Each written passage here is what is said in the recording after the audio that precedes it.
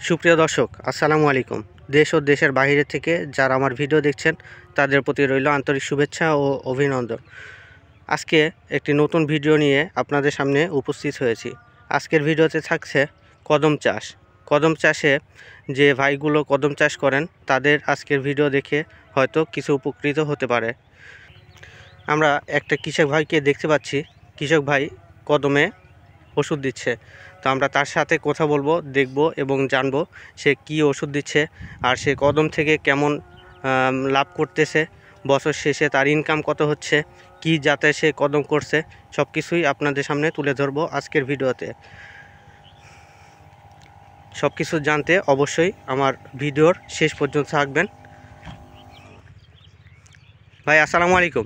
আসসালাম ভাই ভালো আছেন আপনি? হ্যাঁ, ইনশাআল্লাহ। আমি অনেকক্ষণ থেকে দেখছি ভাই আপনি কদমে ওষুধ দিচ্ছেন। তো এটা কি জাতের কদম ভাই? এটা হচ্ছে আমেরিকান হাইব্রিড। American hybrid. আপনি এবারই কি নতুন কদম করছেন নাকি ভাই আগেও করছেন? না, প্রায় 12 বছর মতো। 12 বছর থেকেই কদম চাষের সাথে আপনি আছেন। তো এটা থেকে ভাই কেমন লাভ করেন আর কেমন বেশি হয়? মোটামুটি এটা প্রায় 1.5 বিঘা জমি। এটা প্রায় হচ্ছে 1.5 বিঘা জমি। 1.5 বিঘা জমি থেকে আপনার কেমন বেশি আশা করছেন ভাই? মানে এর আগে কেমন হয়েছে আপনার? 5-6 মণ। 5-6 মণ। প্রতি কেজি কয় টাকা করে বিক্রি করেন? 5,000-6,000।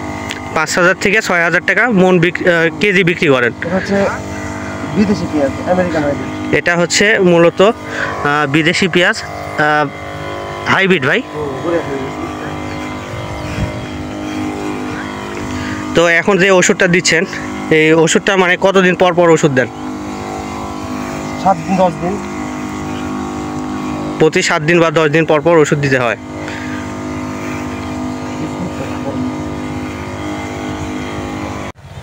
ভাই আপনি যে কদম লাগাইছেন এইগুলোর বয়স কত? এই গাছগুলোর বয়স কত? 1 মাস হয়নি এখনো। 1 মাস হয়নি, তারপরেও গাছগুলোর চেহারা এমন। দেখেন দর্শক, অনেক সুন্দর চেহারা হয়েছে, অনেক সুন্দর লকলকে। একবারে মনে হচ্ছে এই গাছগুলোর বয়স হচ্ছে প্রায় 40 থেকে 45 দিন।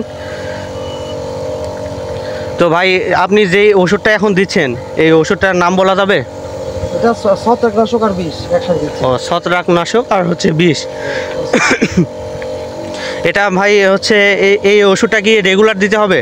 হ্যাঁ, একবার প্রথম থেকে শেষ পর্যন্ত। এটা হচ্ছে একবারে এই কদম উঠা পর্যন্ত, শেষ পর্যন্ত এই ওষুধটা দিতে হবে। তো ভাই আবার যখন একটু আপনার গাছ বড় হবে তখন আবার আসবো আপনার কাছে। তো আবার দেখা হবে ভাই পরবর্তীতে।